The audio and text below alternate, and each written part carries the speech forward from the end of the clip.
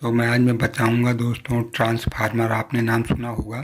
तो आज मैं दोस्तों बताऊंगा कि ट्रांसफार्मर जो होता है तो वो क्या होता है, उसके क्या कार्य हैं, उसको कैसे सर्किट में समझते हैं, उसकी पहचान क्या है, उसको कैसे पहचानें, पूरा डिटेल में आज ट्रांसफार्मर के बारे में देना चाहता हूँ दोस्तों। तो दोस्तों सबसे पहले मैं बता दूं, ट्रांसफार्मर म्यूचुअल इंडेक्स के सिद्धांत पर कार्य करता है। ये केवल एसी करंट या सिग्नल पर ही कार्य करता है, डीसी पर नहीं, क्योंकि सर्किट में म्यूचुअल इंडक्शन नहीं होता। प्रत्येक ट्रांसफार्मर में दोस्तों दो प्रकार की कॉइलें होती हैं या बाइंडिंग होती है। ट्रांसफार्मर लेमिनेटेड कोर पर दो कॉइलों से बनता है दोस्तों। तो दोस्तों मैं बता दूं आपको, प्राइमरी और सेकेंडरी प्रत्येक ट्रांसफार्मर में अलग अलग कॉइलें होती हैं। तो दोस्तों मैं आपको सबसे बता दूं पहले कि प्राइमरी और सेकेंडरी क्या है दोस्तों, और इसमें क्या कैसे इसका काम है। तो जैसे दोस्तों अपने स्क्रीन के सामने मैं आपको बना के दिखाता हूँ। ये दोस्तों ट्रांसफार्मर का सांकेतिक सर्किट है दोस्तों। और इसके बाद ये देखिए दोस्तों, मैं आपको बता दूं ये प्राइमरी है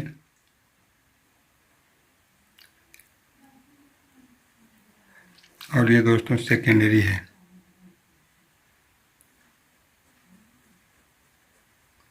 ये दोस्तों छोर है दोस्तों, ये सेकेंडरी है और ये प्राइमरी कॉइल की जो ट्रांसफार्मर होता है तो उसकी जो कॉइल की पहचान होती है, दो वायर यहाँ निकलते हैं, दो वायर वहाँ यहाँ निकलते हैं दोस्तों।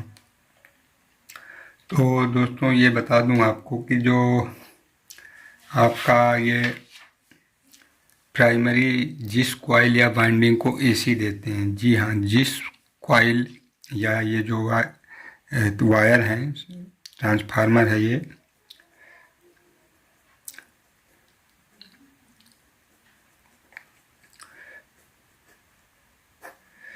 तो दोस्तों इसको हम प्राइमरी कॉइल को, जिस कॉइल या वाइंडिंग को एसी देते हैं वो प्राइमरी कॉइल कहलाती है। जी नोट कर लीजिए, ध्यान रखिए। तो दोस्तों इसमें हम 220 का वोल्ट एसी देते हैं, एक इस तार में देते हैं, एक इस तार में। तो दोस्त पहचान के जिस प्राइमरी कॉइल या वाइंडिंग को एसी देते हैं वो इस प्राइमरी कॉइल कहलाता है। और सेकेंडरी आपको बता दूं, जिस कॉइल या वाइंडिंग से सप्लाई ली जाती है, जी हाँ, सप्लाई ली जाती है, या जिस पर लोड देते हैं, कुछ चलाते हैं टीवी या फिर और कुछ लोड देते हैं, तो सेकेंडरी कॉइल ये दोस्तों ये सेकेंडरी कॉइल कहलाती है। ट्रांसफार्मर में सेकेंडरी कॉइल की एक से अधिक वाइंडिंग भी हो सकती हैं। जी हाँ, जो ये सेकेंडरी कॉइल है दोस्तों, तो ये इसमें तो अभी दो हैं, कभी कभी तीन भी हो सकती हैं, ज़्यादा भी हो सकती हैं। तो ये तो आपकी दोस्तों पहचान है। तो दोस्तों आज मैं पूरा डिटेल बताना चाहता हूँ, ध्यान से आप समझिएगा। तो दोस्तों ये आपकी सेकेंडरी और प्राइमरी कॉइल मैंने बता दी। तो अब दोस्तों ट्रांसफार्मर कैसे कार्य करता है दोस्तों, ये भी आपको बता दूं कि जो ये ट्रांसफार्मर है तो कैसे कार्य करता है। जो जी हाँ, ट्रांसफार्मर की प्राइमरी और सेकेंडरी कॉइल में से किसी भी प्रकार का कोई इलेक्ट्रिक कनेक्शन नहीं होता है। प्राइमरी और सेकेंडरी कॉइल में दोस्तों कोई इलेक्ट्रॉनिक कनेक्शन नहीं होता है। ट्रांसफार्मर म्यूचुअल इंडक्टेंस के सिद्धांत पर कार्य करता है। जबकि प्राइमरी कॉइल को एसी करंट से जोड़ते हैं तो उसमें करंट बहने लगता है, होने पर चुंबकीय क्षेत्र उत्पन्न होता है। जी इंडेक्स वाला जो म्यूचुअल इंडेक्स का सिद्धांत है वो चुंबकीय क्षेत्र से रिलेटेड है, तो उस सिद्धांत पर ये चुंबकीय क्षेत्र उत्पन्न होता है जो कि सेकेंडरी कॉइल से जुड़ा होता है। कॉइल से म्यूचुअल इंडेक्स के कारण ही सेकेंडरी कॉइल में ईएमएफ इंड्यूस होता है दोस्तों। प्राइमरी और सेकेंडरी कॉइल, जी हाँ दोस्तों, प्राइमरी और सेकेंडरी कॉइल के टर्न के अनुपात में ही सेकेंडरी वोल्टेज हमें प्राप्त होती है। इनके जो टर्न्स होते हैं, जो ट्रांसफार्मर में वायर भरा जाता है तो उसके उसी के हिसाब से वोल्टेज होते हैं। ट्रांसफार्मर दोस्तों मैं आपको बता दूं कि दोस्तों ट्रांसफार्मर कितने प्रकार के होते हैं। जी हाँ दोस्तों, आज मैं क्लियरली बताऊंगा। जो स्टूडेंट है हमारे या फिर इलेक्ट्रॉनिक्स के हमारे जो हैं, तो उसको आप ध्यान से देखिएगा। ये मेरा वीडियो आपको बहुत ही फ़ायदा होगा और समझ में आएगा अच्छी तरीके से। आपके टीचर वगैरह कम सही तरीके से न बताते होंगे, तो अलग अलग विधि के हिसाब से समझना चाहिए। तो आज मैं बिल्कुल सरल विधि से आपको ये सारी जानकारी दे रहा हूँ। तो अब दोस्तों बता रहा हूँ ट्रांसफार्मर कितने प्रकार का होता है। दोस्तों आयरन कोर ट्रांसफार्मर एक होता है, नोट कर लीजिए या फिर ध्यान रखिए। आयरन कोर ट्रांसफार्मर एक लोहे की मुलायम फेराइट कोर का प्रयोग होता है। आयरन कोर से बना हुआ ट्रांसफार्मर लो फ्रीक्वेंसी सर्किट में प्रयोग होता है। जी हाँ, आयरन कोर का जो लोहे का बना होता है मुलायम, तो जो कम फ्रीक्वेंसी पड़ती है, कम लेना प्रयोग पड़ता है वहाँ। एयर कोर जिसमें हवा भरी होती है। एयर कोर ट्रांसफार्मर एक साधारण खोखला इंसुलेटेड फार्मर पर कॉइल लपेटी जाती है, जिसमें आयरन कोर के जगह हवा एयर होती है। दोस्तों उसमें रखते हैं एयर, टेक्निकल तरीके से उसका नाम ही है एयर कोर ट्रांसफार्मर। ध्यान रखिएगा, पहला हो गया आयरन कोर ट्रांसफार्मर और दूसरा होगा air core transformer. Air core transformer में एक साधारण खोखले जो बताई मैंने, आउटपुट और वोल्टेज के अनुसार। जी हाँ दोस्तों, जो आउटपुट और वोल्टेज होती है उसके अनुसार ट्रांसफार्मर दो प्रकार के होते हैं दोस्तों। पहला होता है स्टेप डाउन ट्रांसफार्मर, जो मैंने आपको ये बता दिया। स्टेप डाउन ट्रांसफार्मर में प्राइमरी वाइंडिंग को दिए गए एसी की जगह सेकेंडरी वाइंडिंग से कम वोल्टेज, इसमें कम वोल्टेज होता है, इसमें ज़्यादा वोल्टेज होता है दोस्तों। इस प्रकार के ट्रांसफार्मर वाइंडिंग के टर्न्स प्राइमरी वाइंडिंग की तुलना में कम होते हैं। ट्रांजिस्टर, टेप रिकॉर्डर, टीवी ये वगैरह 6 वोल्ट, 12 वोल्ट इत्यादि वोल्टेज स्टेप डाउन ट्रांसफार्मर ही प्रयोग किए जाते हैं। ब्लूटूथ वगैरह के जो कार वाले स्पीकर, ट्रांसफार्मर वाले जितना भी जो उपकरण आता है दोस्तों मैं बता दूं, उसमें सभी स्टेप डाउन ट्रांसफार्मर प्रयोग करते हैं। अब दोस्तों आ जाइए अगला, दूसरा, यदि सेकेंडरी वाइंडिंग की वोल्टेज की। अब मैं अब इस चित्र से आपको स्टेप अप ट्रांसफार्मर जो होता है उसका कैसे फिगर होता है, तो ये आपको बता दूं। ये स्टेप डाउन ट्रांसफार्मर है, स्टेप डाउन ट्रांसफार्मर है, शॉर्टकट मैंने बता दिया। अब आ जाइए स्टेप अप ट्रांसफार्मर। दोस्तों स्टेप अप ट्रांसफार्मर में आपको बता दूं, उसकी पहचान मैंने बताया है कि जो ये स्टेप डाउन ट्रांसफार्मर है, जो प्राइमरी कॉइलों की संख्या ज़्यादा होती है, सेकेंडरी कॉइलों की कम होती है। देख लीजिए, इसमें ज़्यादा है, इसमें कम है। ये कॉइलें हैं, ये सांकेतिक पहचान है सर्किट में। अब दोस्तों स्टेप अप ट्रांसफार्मर बता रहा हूँ उसको कैसे बनाते हैं। तो दोस्तों उसी तरह हम इसको बनाएंगे। और जो इसकी प्राइमरी कॉइल रहेगी दोस्तों, प्राइमरी कॉइल जो रहेगी दोस्तों, तो उसमें टर्न्स की जो संख्या है वो ज़्यादा रहेंगी दोस्तों। तो थोड़ा ये कम बन रहा है मुझसे दोस्तों, फिर आपको समझ में आएगा अच्छी तरीके से। अब ये आपको सेकेंडरी,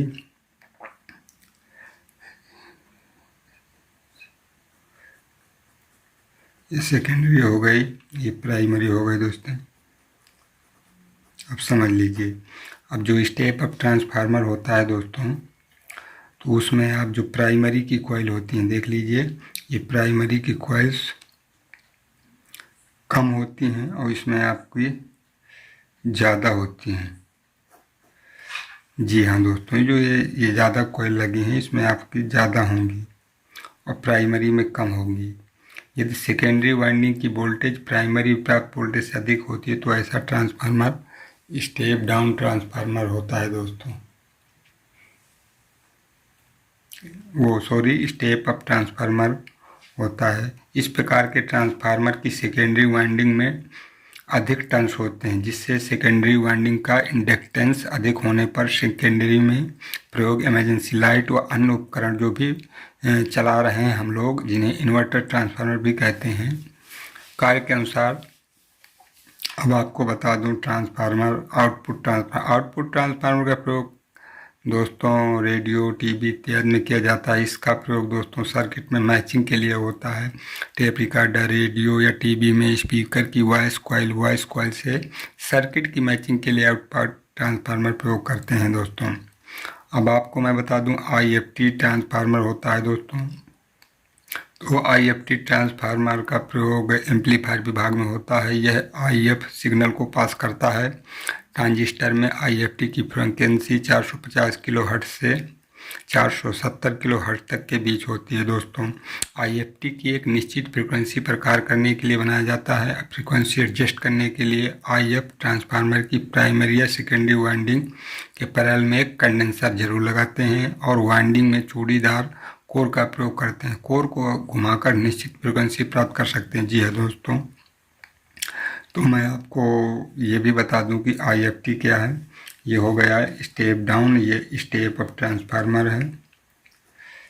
तो ये लिख दूं दोस्तों, ये पहचान है, आप भूल ना जाना।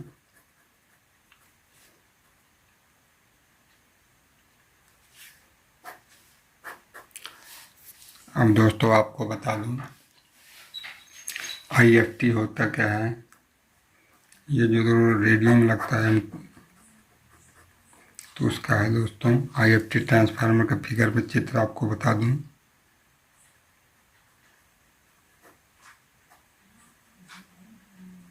ये IFT का वो है दोस्तों। अब यहाँ आपको बता दूं,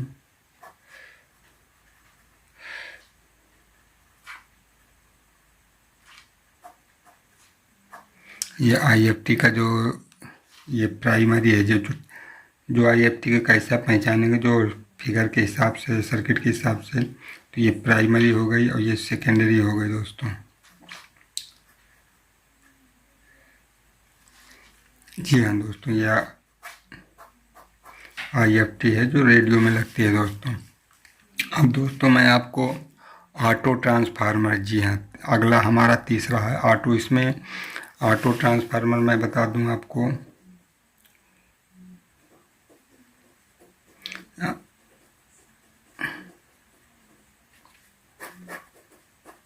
ऑटो ट्रांसफार्मर, जी हाँ दोस्तों, मैं आपको बता दूं ऑटो ट्रांसफार्मर। तो ऑटो ट्रांसफार्मर में जो फिगर है दोस्तों मैं आपको बता दूं।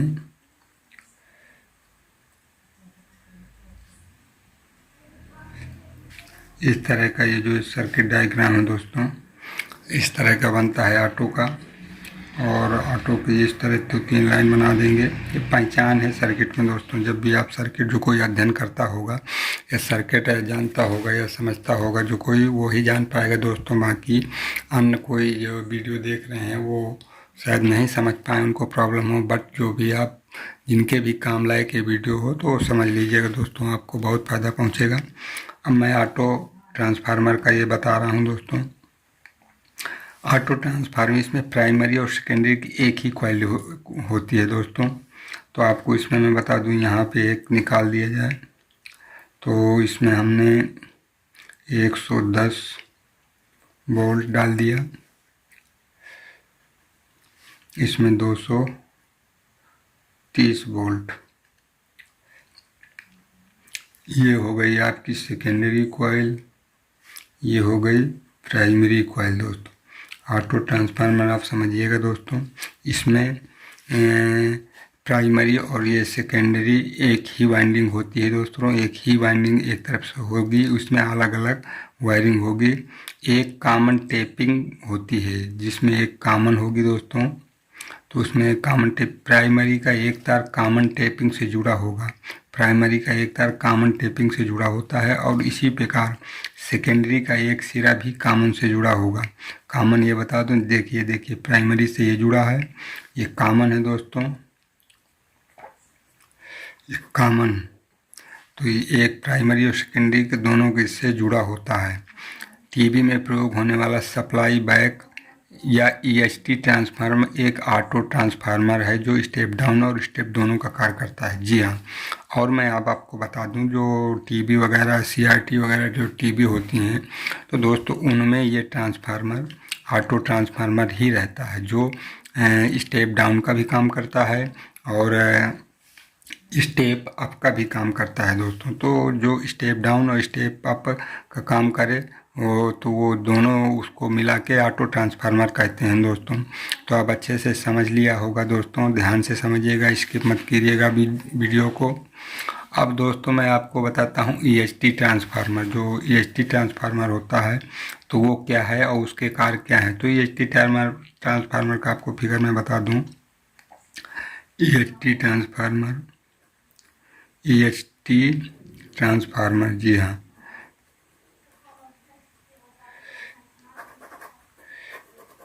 ईएचटी ट्रांसफार्मर, ये देखिए मैं टर्म्स बना रहा हूँ। ये ईएचटी ट्रांसफार्मर का टर्म्स बना रहा हूँ। तो ये हमारा 220 वोल्ट एसी दी गई इसमें। इसके बाद जो हमारी ये बीच वाली लाइनें हम खींच लेंगे, ये एक पहचान है। और जो इसका ये बनेगा इस तरह, आपको इसको 0 वोल्ट यहाँ लिखना है, 0 वोल्ट। अब इसके बाद एक और बनाना है, 3 बनाना है दोस्तों। मेरे सर्किट दोस्तों कम अच्छा बन रहा है, सर्किट पे ध्यान ना जाइएगा। और एक हमको और बनाना है,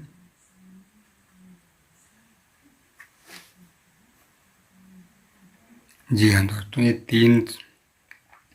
यहाँ 0 वोल्ट, यहाँ 150 वोल्ट डाल देंगे, 150 वोल्ट।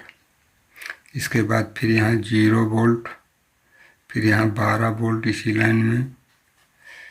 इसके बाद फिर इसमें 0 वोल्ट, फिर इस लाइन में 6.3 वोल्ट। आप अच्छे से समझ लीजिएगा दोस्तों। ये थोड़ा फिगर जो हमारा ये सर्किट बनाने का वो है दोस्तों, ये इस तरह बनेगा। ये ईएचटी ट्रांसफार्मर में तो दोस्तों ईएचटी ट्रांसफार्मर 15,625 फ्रीक्वेंसी पर कार्य करता है दोस्तों। 15,625 इस तरह लिखा जाता है, फ्रीक्वेंसी पर कार्य करता है। तो दोस्तों इसकी सेकेंडरी वाइंडिंग से विभिन्न वोल्टेज व सिग्नल इत्यादि अलग अलग प्राप्त कर सकते हैं। जी हाँ, जो आज तो स्क्रीन के सामने देख रहा है, आप देख रहे हैं। तो ये आपको बता दूँ, ये प्राइमरी कॉइल हो गई। ये जो 2 कॉइल हैं, ये लाइन है, एक ये प्राइमरी, ये आपकी सेकेंडरी कॉइल है। देखिए अलग अलग इसमें वोल्टेज या सिग्नल के लिए हमें वोल्टेज या जो जो मिलता है उसमें लिखा है ये 0, 6, 150 वोल्ट। तो दोस्तों पावर ट्रांसफार्मर में ये दोस्तों पावर ट्रांसफार्मर 220 वोल्ट एसी पर, जो मैंने बता दिया, ये ऑटो ट्रांसफार्मर। अब ये दोस्तों आपको बता दूं, पावर ट्रांसफार्मर एसी 220 पर कार्य करता है। पावर ट्रांसफार्मर में एक प्राइमरी या 2 से अधिक वाइंडिंग की सेकेंडरी प्रयोग होती हैं। इस प्रकार के ट्रांसफार्मर में सेकेंडरी में अलग अलग वोल्टेज के लिए अलग अलग टेपिंग बनाई जाती है दोस्तों। पावर ट्रांसफार्मर है दोस्तों, ये अलग अलग बनाई जाती हैं। ये सेकेंडरी वाइल हैं, ये कॉइल हैं, ये लाइन है, ये प्राइमरी। ड्राइवर ट्रांसफार्मर होता है दोस्तों। ड्राइवर अगला है मेरा 5वां ट्रांसफार्मर। ड्राइवर ट्रांसफार्मर या मैचिंग ट्रांसफार्मर का प्रयोग 2 विभागों की कपलिंग पे इम्पीडेंस मैचिंग के लिए किया जाता है। इसके जो प्रथम स्टेज का आउटपुट इम्पीडेंस दूसरी स्टेज के इम्पीडेंस के बराबर होता है। ड्राइवर ट्रांसफार्मर का प्रयोग ट्रांजिस्टर रिसीवर के जो साउंड विभाग आउटपुट विभाग में लगाया जाता है या रखता है। ऑडियो ड्राइवर विभाग से प्राप्त ऑडियो फ्रीक्वेंसी सिग्नल को ड्राइवर ट्रांसफार्मर द्वारा आउटपुट ट्रांजिस्टर के बेस में देते हैं। टीवी के हॉरिजॉन्टल जो टीवी का विभाग होता है, कलर टीवी है या फिर ब्लैक एंड वाइट, तो दोस्तों टीवी के हॉरिजॉन्टल जो विभाग होता है उसके ड्राइवर विभाग में भी ड्राइवर ट्रांसफार्मर का प्रयोग किया जाता है। हॉरिजॉन्टल ऑसिलेटर द्वारा उत्पन्न 15,625 CSC की जो फ्रीक्वेंसी है सिग्नल हॉरिजॉन्टल ड्राइवर विभाग द्वारा मजबूत करने के पश्चात ड्राइवर ट्रांसफार्मर द्वारा ही हॉरिजॉन्टल आउटपुट विभाग को देते हैं। दोस्तों आपने ये समझ लिया अच्छे तरीके से। तो दोस्तों ये वीडियो ज़्यादा लंबा हो सकता है और हो गया है, तो अब ज़्यादा लॉन्ग ना करते हुए इसको ख़त्म करता हूँ। जो भी इससे संबंधित सुझाव हो, जो भी इससे संबंधित दिक्कत हो, आपको ना समझ में आया हो, तो दोस्तों आप बताइएगा कमेंट करके। तो इसीलिए मैंने कमेंट का ऑप्शन डाल दिया है कि आपको जो भी दिक्कतें हों ट्रांसफार्मर से रिलेटेड तो आप बताइए, उसको मैं आपको ज़रूर सॉल्व करूँगा। ये सर्किट हैं दोस्तों, मैंने अपने स्वयं हाथ से बनाया, आपको लाइव बना के दिखाया ताकि आपको किसी प्रकार की डाउट ना हो, संदेह ना रहे। तो दोस्तों वीडियो बहुत लंबा हो रहा है, ख़त्म करने की अनुमति दें। किसी अगले नेक्स्ट वीडियो में फिर मिलेंगे, तब तक के लिए जय हिंद, जय भारत। वीडियो को लाइक शेयर और ज़रूर करें।